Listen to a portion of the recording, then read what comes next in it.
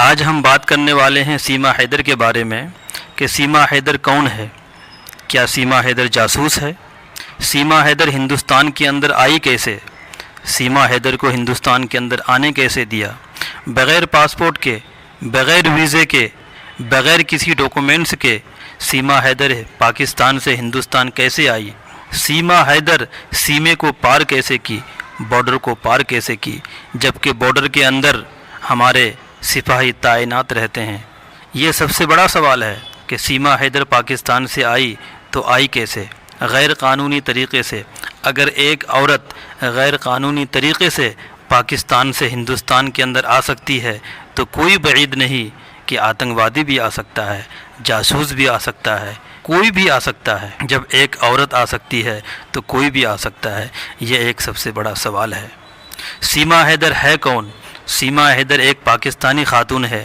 پاکستان کے اندر حیدر نامی لڑکے سے انہوں نے شادی کی اور اس سے 4 بچے ہیں۔ رات میں بہت زیادہ پب جی کھیلتی تھی۔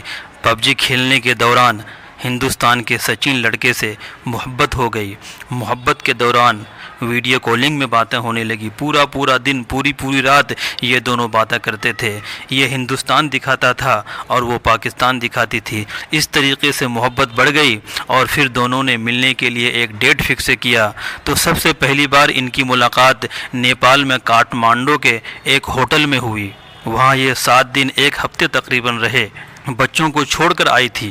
7 دن ایک غیر مرد کے ساتھ ایک ہوٹل میں رکنا، سمجھتے ہیں کیا کیا ہوا ہوگا؟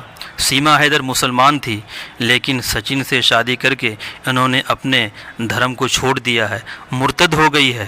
یہ کیوں ہوتا ہے؟ یہ اس لیے ہوتا ہے، ہم تو مسلم گھروں میں پیدا ہوتے ہیں، ہمارا گھرانہ تو مسلمان ہوتا ہے، لیکن ہم دینی تعلیم حاصل نہیں کرتے ہیں۔ ہم اپنی بچیوں کو دین کی تعلیم نہیں دیتے ہیں۔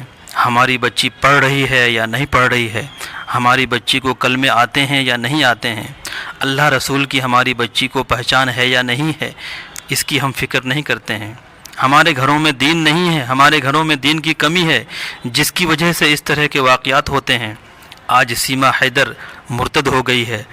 اگر یہی حال رہا تو کوئی اور لڑکی مرتد ہوگی، کوئی اور گھرانہ مرتد ہوگا۔ دین کی کمی ہے، دین کی کمی سے مرتد ہوئی ہے۔ اگر سیما حیدر کو دین کی سمجھ ہوتی، اللہ رسول کے شریعت کی سمجھ ہوتی تو وہ کبھی بھی ایسی حرکت نہیں کرتی۔ وہ دعویٰ کرتی ہے کہ ہم سچن سے محبت کرتے ہیں، جھوٹ بولتی ہے۔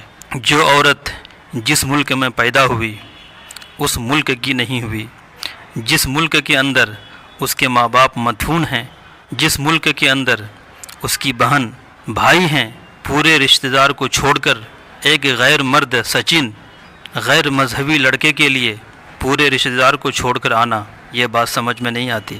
یہ رشتہ 6 مہینہ سال بھر سے زیادہ چلنے والا نہیں ہے کہ جو عورت اپنے گھر سے نہیں نکلتی تھی، اپنے گھر سے باہر نہیں نکلتی تھی، ہندوستان سے پاکستان اکیلے کیسے آ رہی ہے، بغیر پاسپورٹ کے، بغیر کسی ڈاکومنٹس کے؟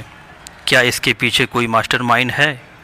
یہ بھی ایک سب سے بڑا سوال ہے۔ واقعی یہ سچن کی محبت میں آئی ہے یا پھر جاسوس بن کر آئی ہے، یا اس کو کسی نے بھیجا ہے؟ سچن سے محبت کی ڈھونگ رچا رہی ہے۔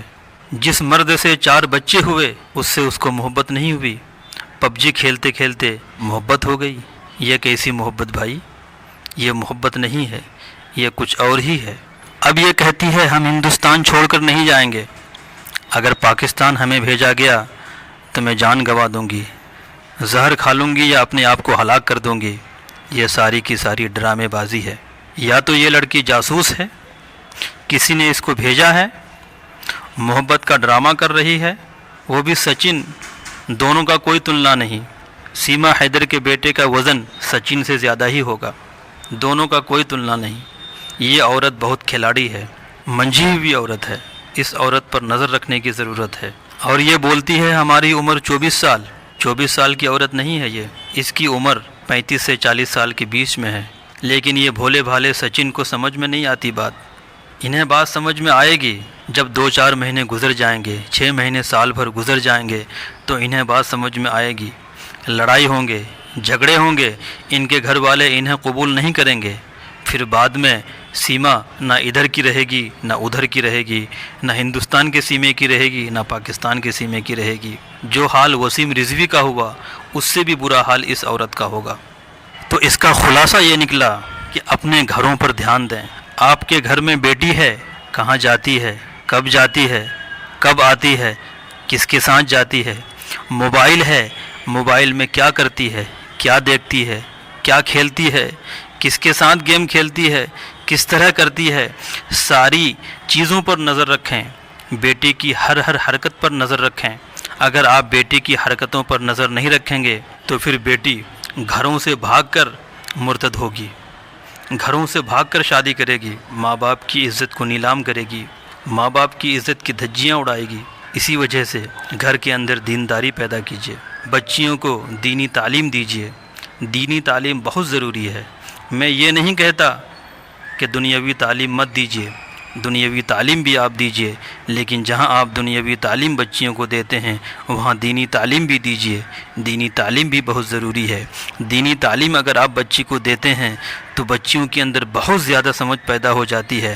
کم سے کم وہ یہ قدم نہیں اٹھائے گی کہ ایک غیر مسلم لڑکے کے ساتھ شادی کرے گی، ایک غیر مسلم لڑکے کے ساتھ بھاگ جائے گی اور اپنا مذہب چھوڑ دے گی، دوسرے کے مذہب کو قبول کر لے گی۔